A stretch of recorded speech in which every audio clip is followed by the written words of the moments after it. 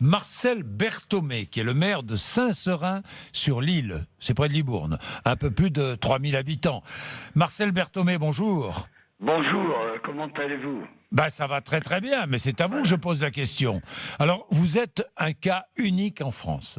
Vous avez 97 ans, vous êtes maire depuis 48 ans et vous allez vous représenter en mars prochain. C'est exact, voilà, c'est exact. Il y a une explication tout à fait justifiable. Oui.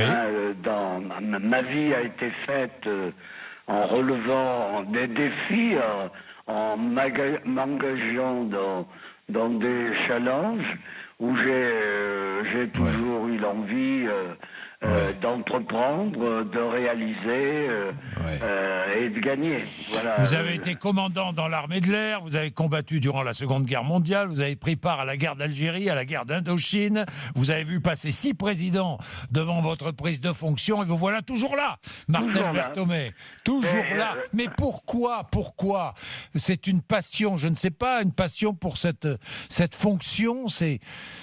Alors, écoutez, je répète à nouveau, ce qui est clair, je ne vois pas, durant de longues décennies, j'ai été l'homme que je crois être encore, se pose de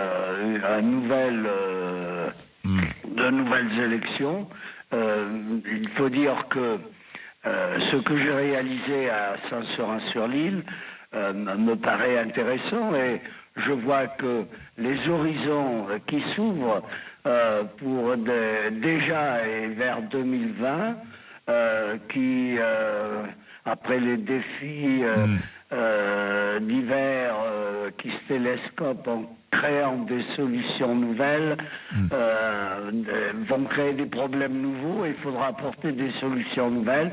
Je pense que mon vécu sera utile pour aborder ces grandes questions. Sûr. Voilà. Vous voulez développer le tourisme durant votre prochaine mandature. Pas que le tourisme. Pas que le tourisme, non. Mais...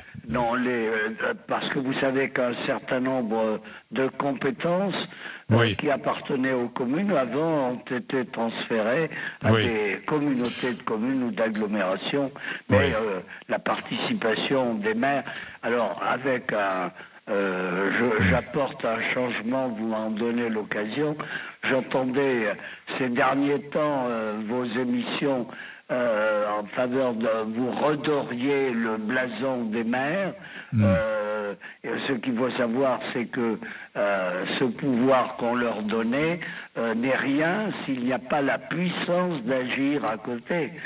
C'est évident. Voilà. Bien sûr. Alors, on se souvient que vous aviez interpellé Emmanuel Macron lors du grand débat sur le défilé insupportable des manifestants rebelles, en référence aux Gilets jaunes. Hein. Oui, alors, écoutez, c'était une question de forme d'abord. De forme. De forme. Je considère que dans une démocratie, il y habite des gens corrects. Et quand on revendique, on peut revendiquer sans interpeller d'une manière inhabituelle et incorrecte les personnes qui occupent des fonctions nationales importantes. Merci.